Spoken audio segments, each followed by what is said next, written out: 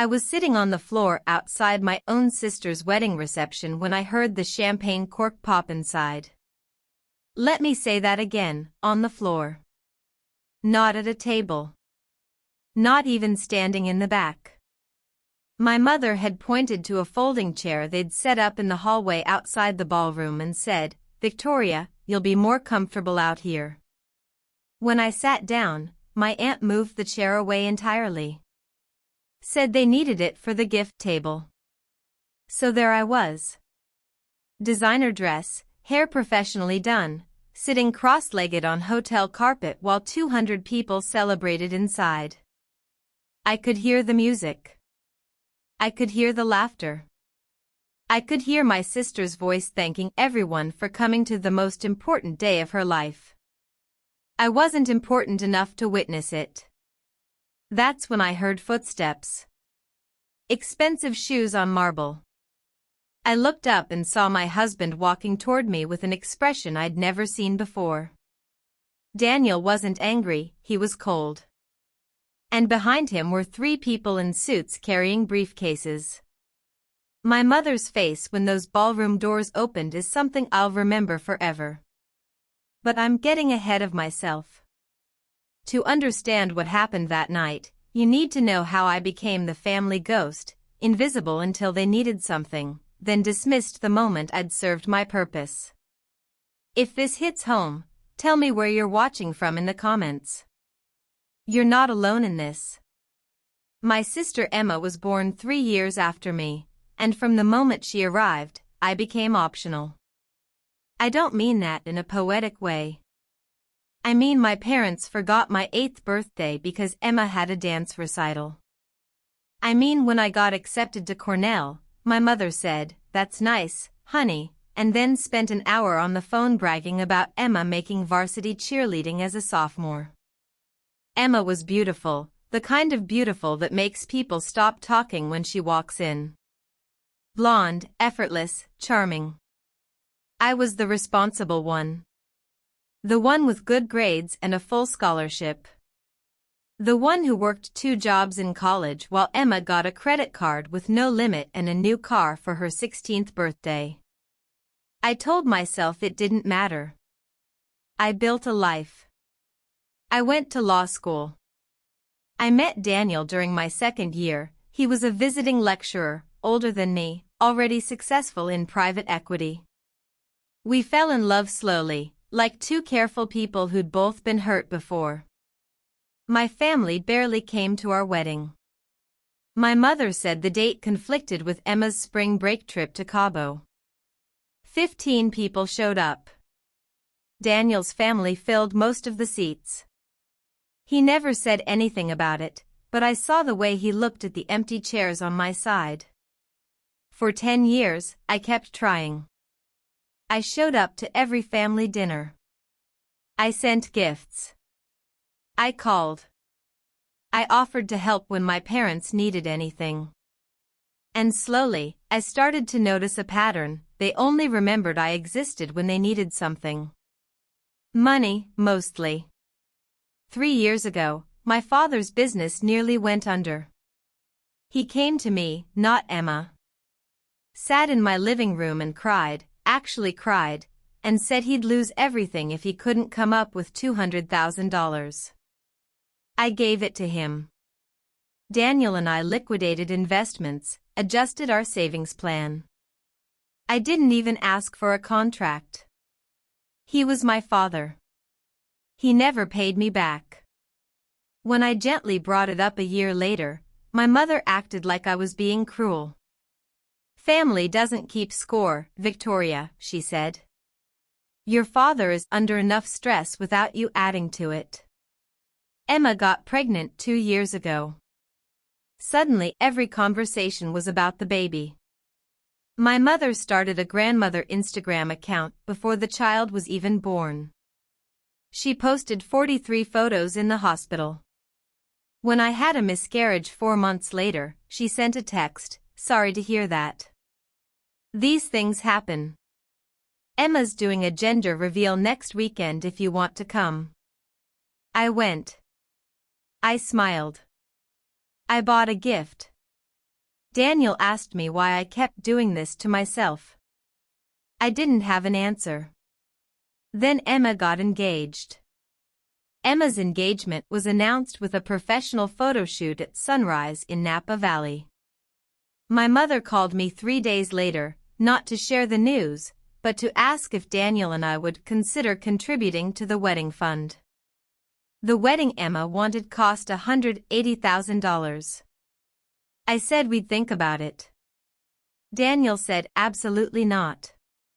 We'd just bought a house, and we were trying again for a baby after 2 miscarriages. He'd been patient with my family for years, but this was too much. I agreed. I called my mother and said we'd love to give a generous gift, but we couldn't finance the wedding. She cried. She said I was selfish. She said Emma had dreamed of this day her entire life and I was ruining it because I couldn't let her have one thing. I didn't remind her about Cornell. Or my wedding. Or the $200,000. I just said I was sorry, but our answer was final. That's when I stopped getting calls. Tap that like button if you've ever felt invisible in your own family. It helps more than you know. For 3 months, I heard nothing. No calls, no texts. My mother stopped responding to my messages. Emma blocked me on Instagram. Then, 6 weeks before the wedding, I got a formal invitation in the mail. Heavy cardstock, calligraphy, the works. Victoria Hartwell and guest. Ceremony at 4, reception to follow. I was surprised but relieved. Maybe they'd cooled down. Maybe they realized how petty they'd been. I RSVP'd yes. I bought a dress, navy blue, elegant, expensive. I had my hair and makeup booked. Daniel took the day off. We arranged for a hotel room because the venue was 2 hours away. 2 days before the wedding, I texted my mother asking if she needed any last-minute help. She responded immediately, "We're all set. See you Saturday." So we went. We arrived at the hotel an hour before the ceremony. The venue was stunning, a restored mansion with gardens and a ballroom with crystal chandeliers. Exactly the kind of place Emma had always dreamed about. I checked in with the coordinator at the entrance, gave my name. She looked at her tablet, frowned, and said, "1 moment please." She came back with my mother. My mother was already in her mother of the bride dress, champagne silk, perfect hair, a smile that didn't reach her eyes. She took my arm gently, like she was being affectionate, and walked me away from the entrance. "Victoria, honey, there's been a little mix-up with the seating," she said. I waited. We had to make some last-minute changes, and we're a bit over capacity inside the ballroom. So we've set up a lovely spot for you right outside the doors. You'll still be able to hear everything, and you can peek in whenever you want. I stared at her. "You want me to sit outside the reception?"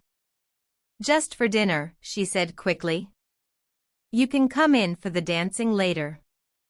It's just that Emma's friends and the bridal party and family take up so much room, and we thought you'd be more comfortable." "I'm family," I said. "Of course you are." She squeezed my arm. "That's why we knew you'd understand. Emma's under so much stress, and we don't want anything to upset her today." Daniel had been parking the car. He walked up then, saw my face, and immediately asked what was wrong. My mother's smile got tighter. "Just a small seating adjustment. Nothing to worry about." "What kind of adjustment?" Daniel asked. "Victoria's going to sit outside the ballroom during dinner.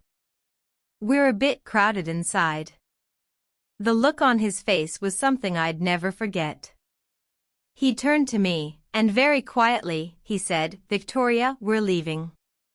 "No," my mother said sharply. You're not going to ruin Emma's day because of a chair. A chair? Daniel's voice was still quiet, but it had an edge I recognized. You invited your daughter to a wedding and you're making her sit in the hallway? She's being dramatic, my mother hissed. It's one dinner. Emma's been planning this for 2 years. With money she demanded from us and didn't get, Daniel said. And now you're punishing Victoria for having boundaries. People were starting to look. My mother's face flushed. If you make a scene, you'll both be asked to leave. Good, Daniel said. He took my hand. Let's go. But I couldn't move. I don't know why. Maybe because I'd spent 35 years trying to earn a seat at this table.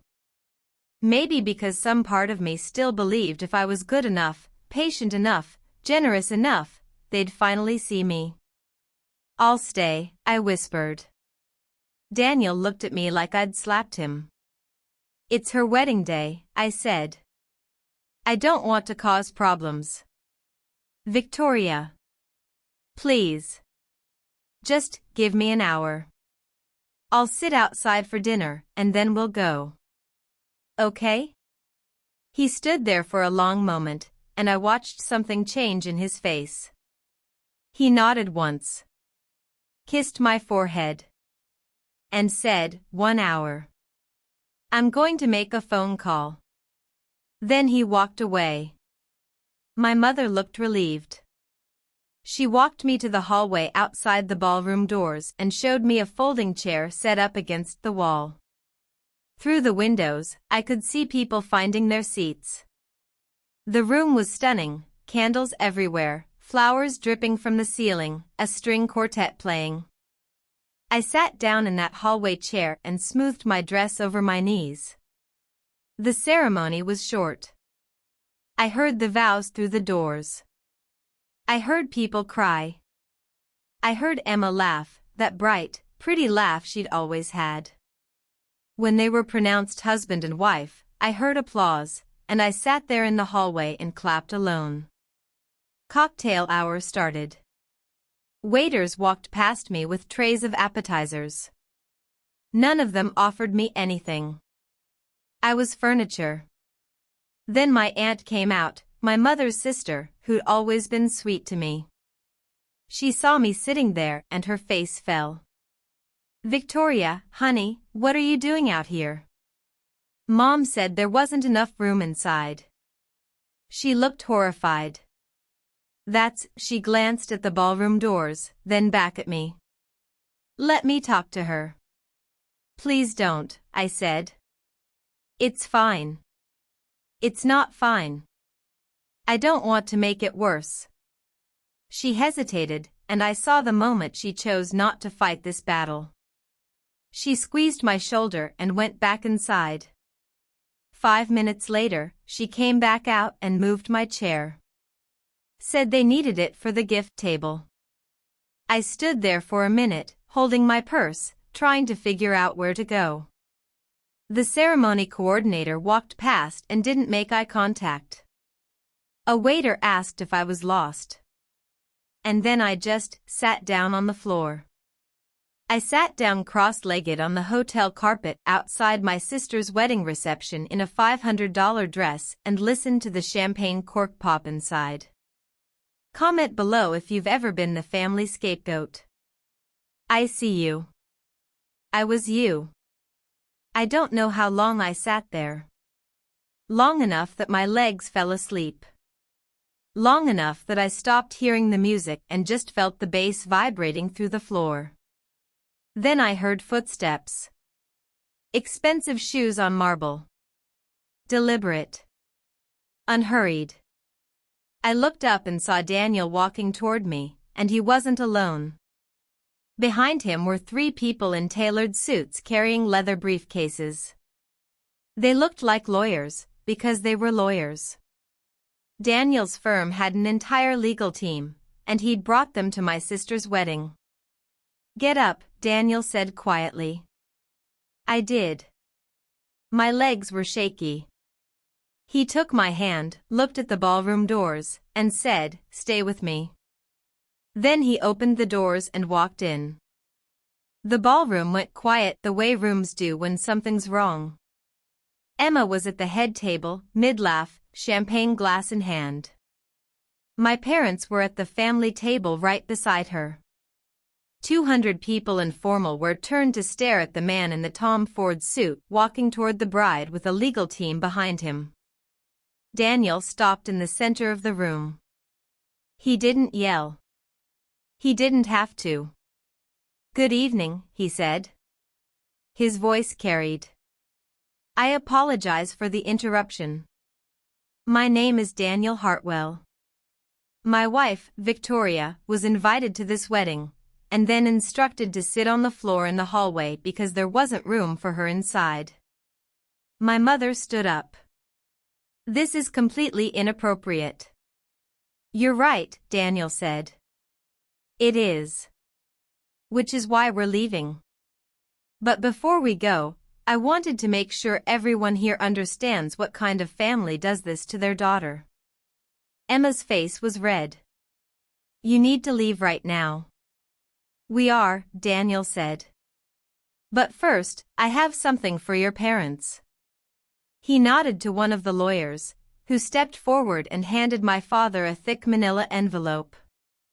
"That's a formal demand for repayment of the $200,000 Victoria loaned your father 3 years ago.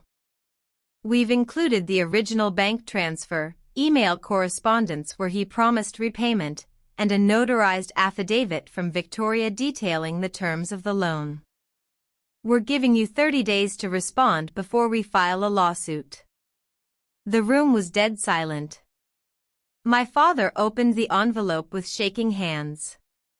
His face went white. You can't," he stammered. "We can," Daniel said calmly. "And if you refuse, we'll also file a civil suit for emotional distress and financial manipulation. The amount Victoria gave you was supposed to save your business. Instead, you used it to fund your lifestyle and Emma's wedding, a wedding Victoria was asked to finance and then humiliated at when she declined." My mother's voice was shaking. "You're going to sue us? Over a chair?" "No," Daniel said. "Over 35 years of treating my wife like she doesn't matter." The chair was just the last straw. He turned to Emma, who looked like she might throw up. "Congratulations on your wedding," he said. "I hope it was worth it." Then he took my hand and we walked out. The room exploded behind us, shouting, crying, my mother screaming something I didn't catch. But we were already in the hallway, moving toward the elevator. If you've ever wanted to see someone stand up for you like this, hit that subscribe button. This story isn't over yet. We didn't go home that night. Daniel had booked us a suite at a different hotel, a 5-star place overlooking the water. He ordered room service, ran me a bath, and sat on the edge of the tub while I cried for an hour. "I can't believe you did that," I whispered. "I should have done it years ago," he said. "I kept waiting for you to be ready. I'm sorry I waited so long." The next morning, my phone had 63 missed calls. Texts from my mother, my father, Emma, aunts, uncles, family friends. All of them furious. All of them calling me selfish, vindictive, cruel. Not one of them asked why I'd been sitting on the floor. Daniel's lawyers sent a follow-up letter on Monday. My parents had 30 days to respond or we'd file in civil court. The letter outlined everything: the loan, the lack of repayment agreement, the pattern of financial exploitation, the emotional abuse. We didn't want their money. We wanted them to understand that I wasn't their backup plan anymore. They hired a lawyer. Their lawyer called our lawyer and tried to negotiate. Offered $50,000 as a goodwill gesture if we dropped the suit. We declined. 2 weeks later, they paid the full amount, $200,000, plus 3 years of interest calculated at a standard rate. The check came with no note, no apology. Just money. I thought paying us back would be the end of it, but the silence was worse than the fighting. No one called. No one texted. It was like I'd never existed. Emma sent one email 3 months later, "You ruined the happiest day of my life. I'll never forgive you." I wrote back, "You made me sit on the floor at your wedding. I'll never forget." She didn't respond. My mother sent a Christmas card that year. It was addressed to the Hartwells and had a photo of Emma's family, her husband, their baby. My parents were in the picture too. I wasn't. Daniel threw it away before I could see it, but I found it in the trash later. I looked at that photo for a long time. For generations of family, and I'd been cropped out like I never existed. It hurt less than I expected. Tap that like button if you've ever had to choose yourself over toxic family. It's the hardest and best decision you'll ever make. The year after Emma's wedding was the hardest and the best of my life. I started therapy. Real therapy, 3 times a week at first, working through decades of feeling invisible. My therapist asked me once why I kept trying to earn love from people who'd never offered it freely. I didn't have an answer. Daniel and I got pregnant again. This time, it stuck. Our daughter was born on a Tuesday in April, 7 pounds, dark hair, perfect. We named her Grace. My parents didn't know she existed for 6 months. I didn't tell them. No birth announcement, no photos, no phone call. For the first time in my life, I had something precious that was mine, and I didn't offer it up for their approval. Daniel's parents flew in from Seattle the day she was born. His mother held Grace and cried and said, "She looks just like you, Victoria." It was the first time I'd heard that. Growing up, everyone always said Emma and I looked nothing alike. Emma got the good genes, the pretty genes. But holding my daughter, I saw my own eyes looking back at me. I started to understand what I'd been missing. It wasn't their love, it was my own. Grace was 8 months old when my mother finally called.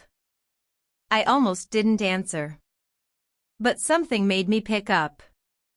"Victoria." Her voice was careful, formal.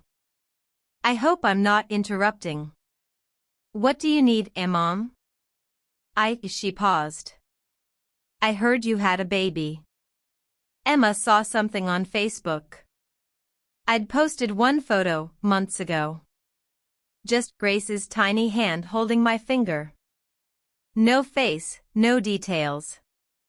"Yes," I said. "Why didn't you tell us?" I almost laughed. "Why would I?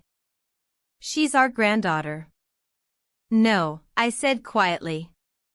"She's my daughter. You made it very clear I'm not part of this family. I'm just returning the favor." Silence. "Victoria, what happened at Emma's wedding? Your father and I have talked about it, and we think maybe we could have handled things differently." "You made me sit on the floor," I said. "At my own sister's wedding. You took the chair away and left me on the floor like I was trash." "It wasn't, we were trying to keep the peace." "You were punishing me for having boundaries," I said. "And now you want to meet my daughter because Emma probably mentioned it and you realized how it looks that you don't know your other grandchild. That's not fair." "You're right," I said. "It's not. None of this has ever been fair. But I'm done pretending it was." I hung up. Daniel was watching me from the doorway, Grace asleep on his shoulder. "You okay?" he asked. "Yeah," I said. "I really am." Subscribe if you believe in protecting your peace over pleasing toxic people. You deserve a family that chooses you back. Emma's marriage fell apart a year after the wedding. I heard it through a cousin. Emma's husband had been cheating with a coworker. The divorce was ugly. She moved back in with my parents. Part of me felt bad for her. A very small part. My mother called again. Asked if I would consider reaching out to Emma because she's going through a hard time. I said no. She's your sister, my mother said. She's the person who let me sit on the floor at her wedding, I said. I hope she finds peace, but I'm not her support system anymore. When did you become so cold? When you taught me that my value was only what I could give you, I said. I learned from the best. I hung up. Blocked the number. Grace took her first steps that week. Daniel and I threw a party, just us and his family and a few close friends. People who'd shown up for us, over and over, without conditions. My daughter will grow up knowing what love looks like. Real love. The kind that doesn't require you to shrink or beg or sit on the floor to earn it. It's been 3 years since Emma's wedding. 3 years since I sat on that hallway floor and realized I'd spent my whole life waiting for an invitation that was never coming. Here's what I learned: some people will never see your value.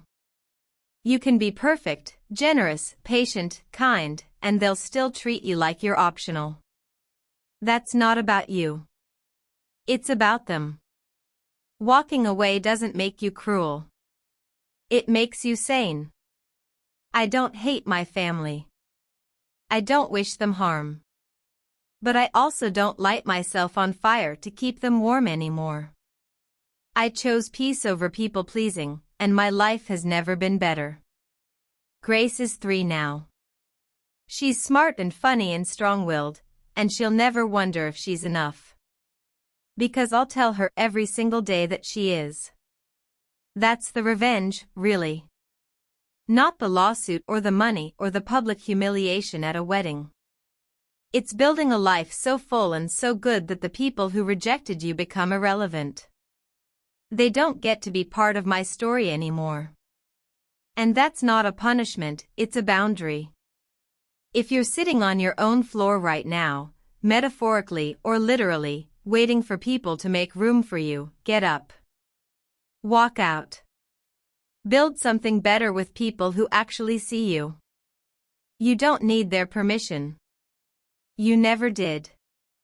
If this story meant something to you, share it with someone who needs to hear it. Comment your own story below. I read every single one. And subscribe, because everyone deserves to know they're not alone in this. Thank you for being here.